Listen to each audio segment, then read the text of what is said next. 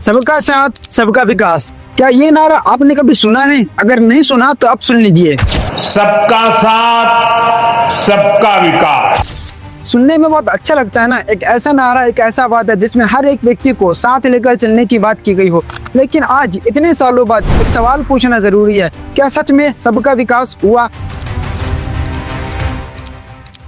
या फिर सरकार ने हमसे वोट मांगा, हमारा साथ दिया और हमारा ही विनाश कर दिया? अब आप कहोगे कैसे? तो आइए, जब मोदी जी ने इस नारे को दिया यानी 2014 में, तब से लेकर आज तक 2025 तक क्या विकास हुए वो जानते हैं।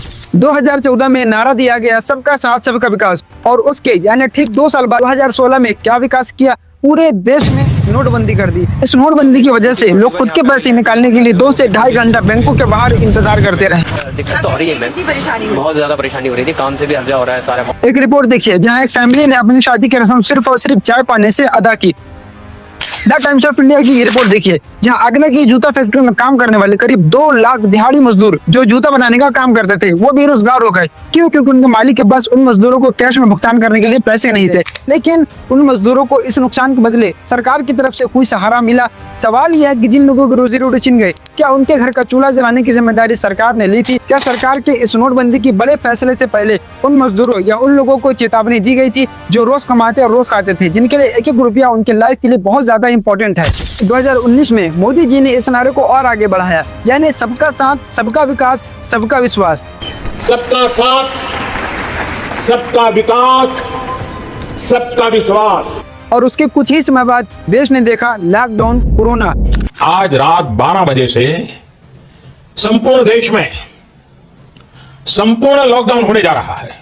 जब पूरा देश इस महामारी की वजह से अपने घरों में कैद था, तब सैमसंग, ओप्पो और रियलमी जैसे बड़ी स्मार्टफोन कंपनियों के मैन्युफैक्चरिंग प्लांट भी इस लॉकडाउन की वजह से बंद कर दिए गए थे। जिसके बाद हजारों मजदूर सड़कों पर आ गए। कोई 10 घंटे पैदल चलता रहा ताकि वो अपने घर पहुंच सके, तो कोई भूख से हारकर बस किसी तरह घर पहुंचना चाहता था। खाना पीने का कुछ भी ना व्यवस्था, अब क्या करें सर? ना कोई सुविधा है ना कोई खाने का है। यहाँ तक किसी ने अपने फैमिली को हमेशा हमेशा के लिए खो दिया। फिर 2021 में मोदी जी ने इस नारे को और आगे बढ़ाया, यानी सबका साथ सबका विकास सबका विश्वास सबका प्रयास। अब सवाल यह है कि 2021 से 2025 या 26 तक, यानी देखा जाए तो कम से कम 4 से 5 साल के अंदर हमारे यहाँ किस चीज में सुधार आया? स्कूल, सड़क, हॉस्पिटल या स्वच्छता सफाई से लेकर किसी भी चीज में क्या सुधार आया? हालात इतनी बुरी है कि अगर परिवार का कोई सदस्य गंभीर रूप से बीमार पड़ जाए तो उसका इलाज करवाने के लिए परिवार को खेत, जमीन, यहाँ तक अपने जेवर तक बेचने पड़ते हैं। आज भी हमारे यहाँ भारत में ऐसी जगह है जहाँ स्कूल तो बच्चों के साथ साथ स्कूल के शिक्षक को भी स्कूल जाने के लिए 2.5 किलोमीटर